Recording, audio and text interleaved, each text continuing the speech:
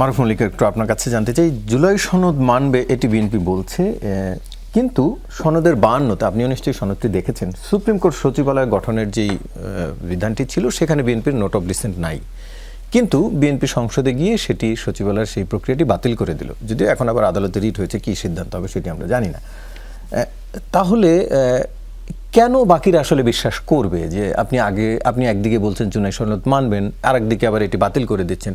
BNP বলছে যে এখানে ত্রুটিপূর্ণ ছিল, ফলে সেটি সংশোধিত আকারে তারা আনবে, কিন্তু ত্রুটিপূর্ণ বলে সংবিধান তো বিএনপি বাতিল করতে রাজি না, তারা তো সংবিধানকে সংশোধন করতে চায়।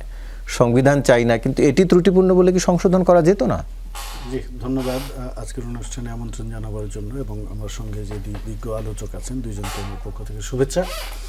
এইটা ধরেন আসলে ত্রুটিপূর্ণ বলে যে পরবর্তীতে এটা নিয়ে কথা বলা যাবে না, আলোচনা করা যাবে না, সমালোচনা করা যাবে না, বিষয়টা কিন্তু এরকম না।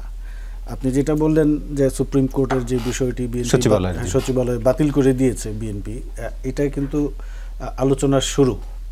এইখানে যে আপনার যে গ্যাপগুলো আছে বা শর্টকামিংসগুলো আছে, এটা নিয়ে পার্লামেন্টে আমাদের যারা এখন বিদ্যমান দলগুলো আছে তাদের মধ্যে আলোচনা হবে, ডিবেট হবে, একটা প্রাণবন্ত আলোচনার মাধ্যমে এখানে একটা সমাধানে পৌঁছানো যাবে। এখন ডিবেট হচ্ছে কিন্তু সমাধানে পৌঁছাচ্ছে না।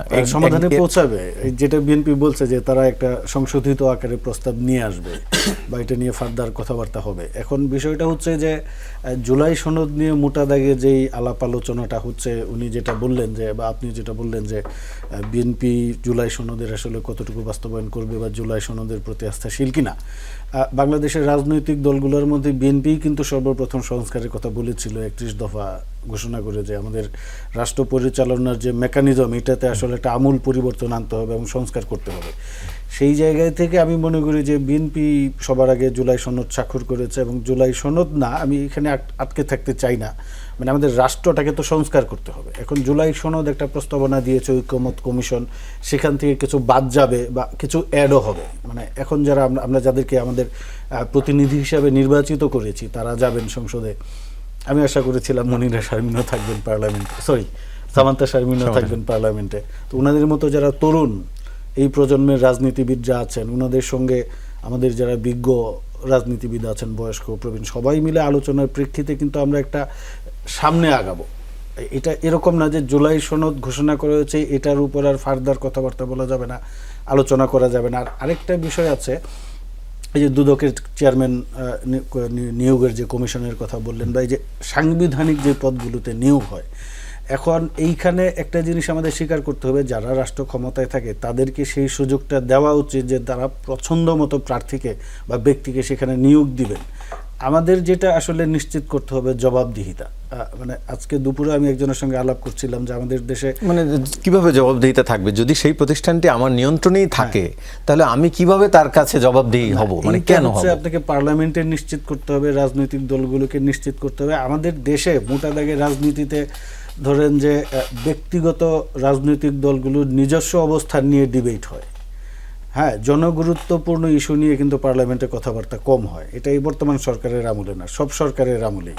যে রাজনৈতিক দল হিসাবে আমার একটা বাতিলের বিরোধিতা করেছে বিরোধী দল, না বাতিলের বিরোধিতা করেছে, কিন্তু যেটা আজকে আলোচনার শুরু কথা যে রাজনৈতিক দলগুলো রাজপথে যাবে, আমার মনে হয় না এখনই রাজপথে যাওয়ার কোনো দরকার আছে। এটা নিয়ে আমরা পার্লামেন্টে কথা বলতে পারি, রাজনৈতিক দলগুলোর মধ্যে যোগাযোগ হতে পারে, কথাবার্তা হতে পারে। সেই জায়গায় 2/3 ধাক্কায় যদি কিছু নাই থাকে তাহলে এছাড়ার উপায় বিএনপি আমার মনে হয় না 2/3 ধাক্কায় যেমন খুশি তেমন কিছু পাস করে নিবে, কারণ বিএনপির কিন্তু প্রতিশ্রুতি আছে, বিএনপির নিজস্ব একটা রাজনৈতিক এজেন্ডা আছে। এবং আমি যেটা আবার বলছি যে সংস্কার নিয়ে সবার আগে কথা বলেছি বিএনপি, এবং ঐকমত্য কমিশন যেই ইস্যুগুলা তুলেছে বা যুক্ত করেছে জুলাই সনদে, এর অনেক কিছুই কিন্তু বিএনপির 31 দফায় আছে। ইশতেহার তো আসলে সব দলই সব নির্বাচনে দেয়, তার সবটা কি পূরণ করেন?